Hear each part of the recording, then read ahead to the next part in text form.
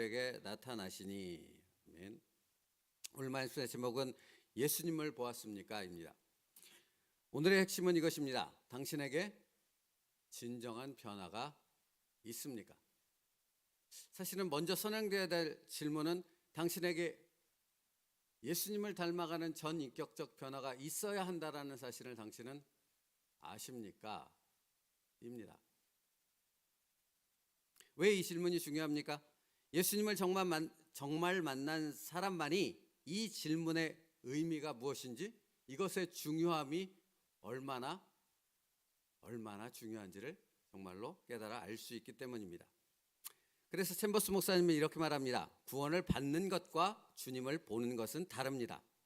주님을 보지 못한 많은 사람이 하나님의 은혜에 참여하기도 합니다. 그러나 예수님을 만나본 사람은 반드시 변화됩니다.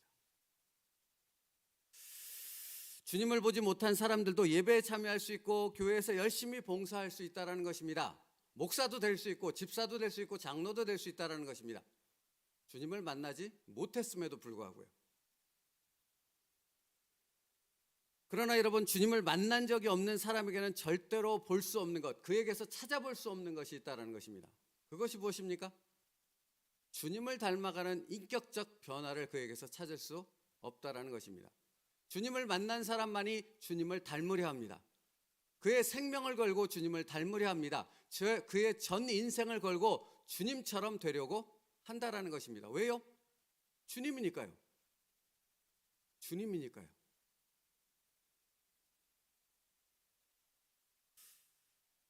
그래서 주님을 만나본 사람과 아직 만난 적이 없는 사람의 예배는 분명한 차이가 있는 것입니다. 주님을 만난 사람의 예배는 기쁨과 감격, 그로 인한 열정이 있습니다. 물론 매번 똑같은 상황을 이렇게 직선처럼 가지는 않습니다. 그러나 주님을 향한 그 감격과 예배, 그 열정이 언제나 그 안에 살아 있습니다. 주님을 만났기 때문에 그렇습니다. 그러나 주님을 만나지 않은 사람에게는 이것이 없습니다. 이것이 외면적으로 드러나든 내면에서 나타나는 그 느낌이든 그것은 관계없습니다. 그러나 주님을 만난 사람은 주님 앞에 드리는 그 예배의 감격과 기쁨, 열정이 언제나 그 안에 살아 있다라는 것입니다. 여러분, 예전에 경배와 찬양이라는 것이 이 한국 교회를 이끌었던 때가 있습니다. 여러분, 그때 그 경배와 찬양을 참여했을 때 그 인도자가 주님을 만난 사람이냐 아니냐에 따라서 거기서 느껴지는 그 감격이 전혀 달랐다라는 사실입니다. 여러분, 주님을 만나지 못한 사람의 예배는 그래서 매우 수동적입니다.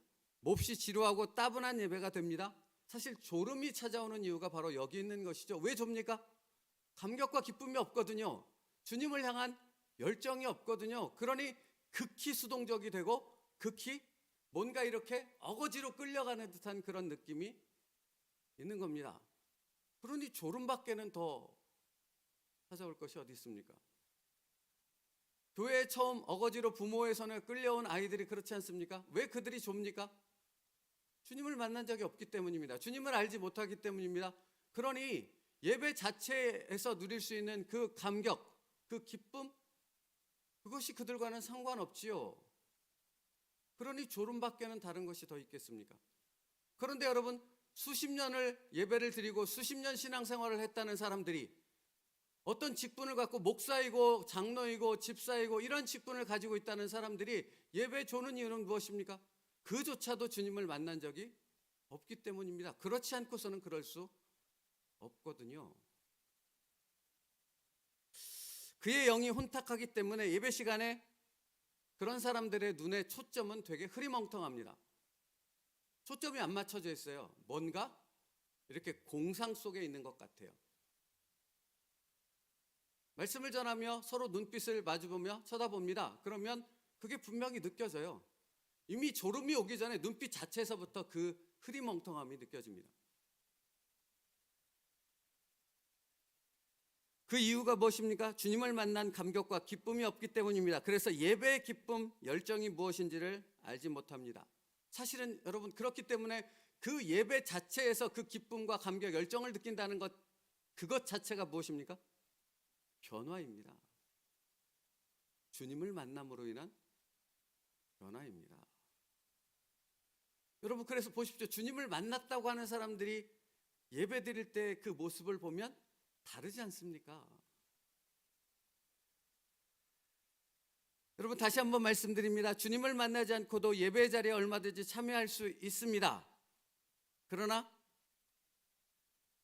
그 사람은 예배의 진정한 의미를 알지 못하지요. 그러나 주님을 만난 사람은 예배가 바뀝니다. 예배 가운데 느끼는 성령의 만지심이 충만하기 때문에 그런 것입니다. 사실 여러분, 이게 되게 할 말이 많은데 성령이 왜 우리 가운데 내주하십니까? 왜 주님께서 성령을 우리 가운데 내주하실 수 있도록 보내셨습니까? 거기에 핵심은 말씀대로 살아가는 변화에 있다라는 것입니다.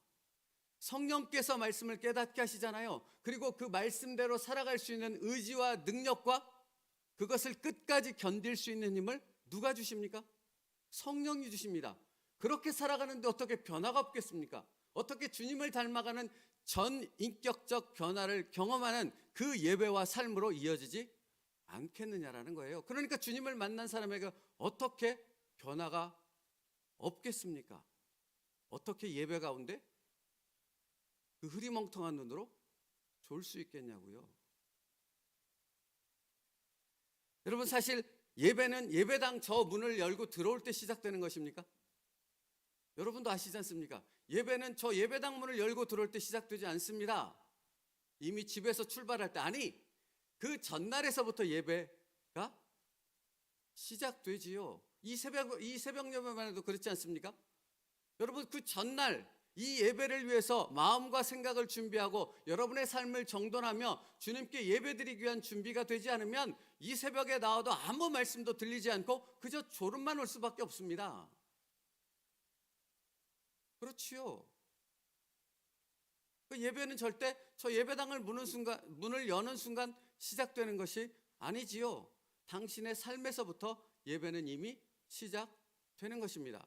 그런데 그 예배가 준비되지 않는다라는 것은 당신이 주님을 알지 못하고 주님을 만난 적이 없기에 이 예배의 감격과 기쁨, 이 중요성을 알지 못하기에 이 예배를 준비하는 모습이 되어지지 못했다라는 것입니다. 존다라는 것은.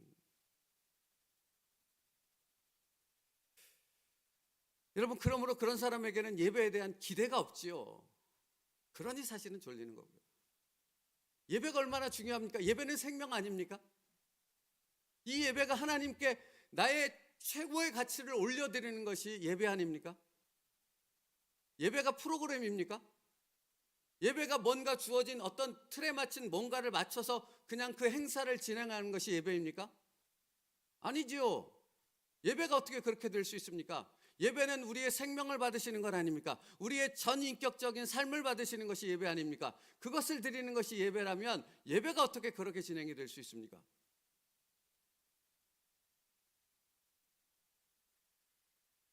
예배에 대한 기대는 거기서부터 나오는 것입니다. 예배를 받으시는 분이 누구인지, 내가 예배를 드린다라는 것이 무엇인지를 정말로 아는 주님을 만난 사람의 예배, 그렇기 때문에 그 예배를 드리는 자에게는 기대가 있는 것입니다. 자신을 만지시는 그 성령의 만지심을, 나에게 말씀하시는 주님의 그 음성을, 나의 삶을 이끌어 가시는 그 주님의 놀라운 역사와 계획을 다시 한번 깨닫게 되어지고 그 주님 앞에 그 주님의 손을 붙잡고 살아가는 삶을 결단하는 그 감격이 있는 것이 예배입니다. 왜 예배가 되지 못합니까? 주님을 만나지 못했기 때문에 그렇습니다. 여러분, 이런 사람들은 늘 핑계거리를 찾습니다. 예배자로서 자신이 준비되지 못했음을 정직히 살펴보지 않고 늘 환경을 핑계하고 육신의 연약함을 핑계하고 다른 사람을 핑계합니다. 그건 다 핑계입니다. 그렇지 않습니까? 만약에 그것이 핑계가 아니라면 저 북한에서 생명을 걸고 예배드리는 사람들은 예배를 드릴 수 없겠지요. 그들은 훨씬 더 많은 핑계와 이유를 댈 수 있기 때문에 그렇습니다. 초대교회 성도들이 예배를 드릴 수 없었겠지요. 그러나 그들은 하나님이 기뻐 받으시는 신령과 진정한 예배를 드렸습니다. 하나님은 그것을 받으셨고요. 여러분, 자신의 육신의 연약함을 변명하고 핑계하고 환경을 핑계하는 사람은 마치 사무엘 선지자의 선포되는 하나님의 말씀에 대답하는 사울왕과 똑같습니다. 들어보십시오. 사무엘상 15장 20절 21절이요.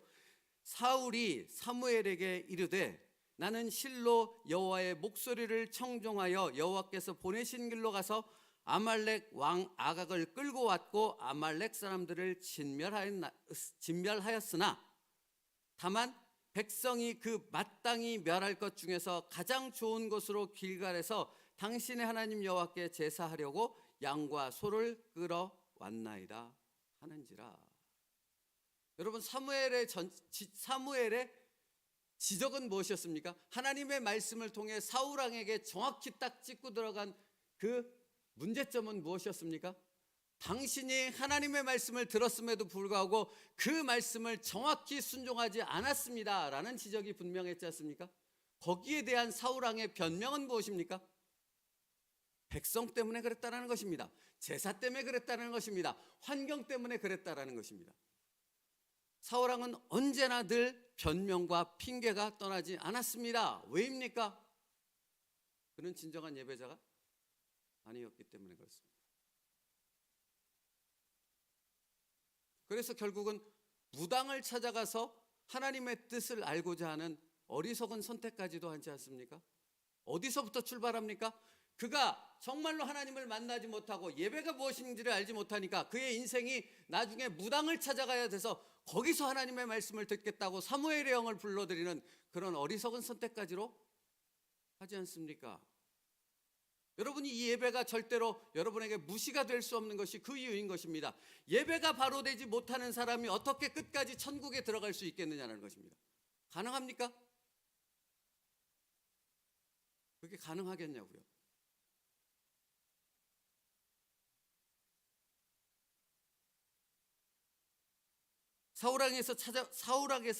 사울왕에게서 발견할 수 없는 것이 무엇입니까? 전인격적인 변화를 그에게서는 찾아볼 수 없습니다. 그래서 챔버스 목사님이 주님을 만난 사람의 변화에 대해서 이렇게 말합니다. 과거에 좋아했던 것을 더 이상 좋아하지 않게 됩니다. 여러분, 이건 실제적인 예인 것입니다. 과거로부터 내가 주님을 정말로 만나고 주님을 향한 예배자의 삶을 산다면 무언가 과거의 삶과는 다른 그 변화, 과거의 그 어떤 것들이 계속해서 깎여지고 바뀌어지는 그 변화의 삶을 우리는 지금도 살아가고 있어야 한다라는 것입니다. 그게 주님을 만난 것의 분명한 증거가 되어진 것입니다. 그 치열한 싸움이 우리에게 있다라는 것입니다. 그렇습니다. 주님을 만나면 과거에 우리가 가졌던 생각과 기준이 바뀝니다. 삶의 목적과 삶의 태도, 선택이 바뀌기 때문에 삶의 방식 자체가 바뀌어질 수밖에 없는 것입니다. 어떤 일에 대해서 불끈 화를 내는 나의 성격을 절제하지 못한 것이 과거의 모습이었다면 지금은 주님 때문에 그것을 참는 것입니다. 지금도 똑같이 불같이 화가 오르지만 지금도 불같이 그 감정을 절제할 수 없습니다. 내게 있지만 그러나 그것이 주님의 이름으로 절제되어지고 그것을 참아낼 수 있는 것이 주님을 만난 사람의 전인격적인 변화인 것입니다. 주님 때문에 수고하는 것입니다. 주님 때문에 인내하는 것입니다. 주님 때문에 가지 말아야 될 것을 스스로 자원해서 걸어가는 것입니다. 그게 주님을 만난 사람의 진정한 변화입니다. 그래서 챔버스 목사님은 말하지 않습니까? 주님을 만난 사람은 반드시 변합니다. 반드시 변해가는 삶을 계속해서 살아가는 것입니다. 당신에게는 이 놀라운 변화의 삶이 있습니까? 주님과 주님의 말씀을 지식적으로 이해한 것에서는 절대로 이런 변화를 경험할 수 없습니다. 머리로는 그 변화가 지속될 수 없습니다. 그렇죠? 그래서 챔버스 목사님은 또 이렇게 말합니다.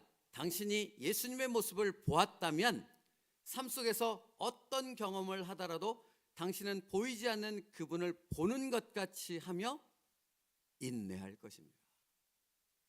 왜냐하면 주님을 만난 사람은 인내합니다. 여기서 인내라는 것은 단순히 참고 견디는 것을 의미하지 않아요. 여기서 인내라는 것은 내가 걸어가지 않아도 될 길, 내가 수고하지 않아도 될 일, 내가 하지 않아도 될 일을 주님 때문에 그 길을 걸어가고 그것을 참여하고 그것을 적극적으로 내 모든 것을 걸고 감당해 내는 그런 인내를 말하는 것입니다. 주님처럼요. 주님처럼 되기 위해서요.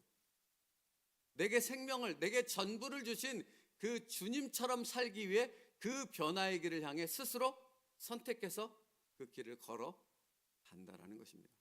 그 인내입니다.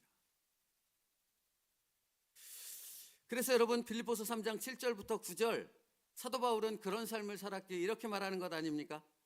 그러나 무엇이든지 내게 유익하던 것을 내가 그리스도를 위하여 다 해로 여길 뿐더러 또한 모든 것을 해로 여김은 내 주 그리스도 예수를 아는 지식이 가장 고상하기 때문이라. 내가 그를 위하여 모든 것을 잃어버리고 배설물로 여기면 그리스도를 얻고 그 안에서 발견되려 함이니. 그 안에서 발견되려 함이니입니다. 여러분 이것을 이해를 좀 더 돕기에 공동번역 성경의 말씀을 다시 읽어드릴게요. 그러나 나에게 유익했던 이런 것들을 나는 그리스도를 위하여 장애물로 여겼습니다. 그뿐 아니라 나에게는 모든 것이 다 장애물로 생각됩니다. 나에게는 내 주 그리스도 예수를 아는 지식이 무엇보다도 존귀합니다.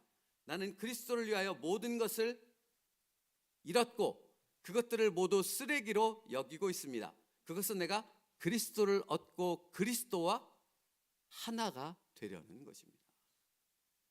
여러분 분명하지 않습니까? 너무 분명하게 말하지 않습니까? 예수 그리스도와 하나 된다고 성경은 말씀하고 있지 않습니까? 여러분 어떻게 예수 그리스도와 하나 될 수 있습니까? 그것을 어떻게 우리가 느낄 수 있습니까? 우리가 주님을 닮는 것입니다. 다시 말하면 주님의 말씀대로 하자면 주님의 명예를 주님과 함께 매는 것입니다. 그렇지요. 예수님을 아십니까? 오늘 이 질문에는 바로 그와 같은 메시지가 담겨 있는 것입니다. 이것이 바로 인내입니다.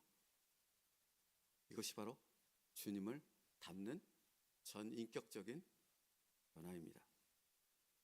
주님을 만난 사람은 주님처럼 이러한 삶을 살아가기 위해서 자신을 주님 앞에 복종시키는 삶을 사는 것입니다.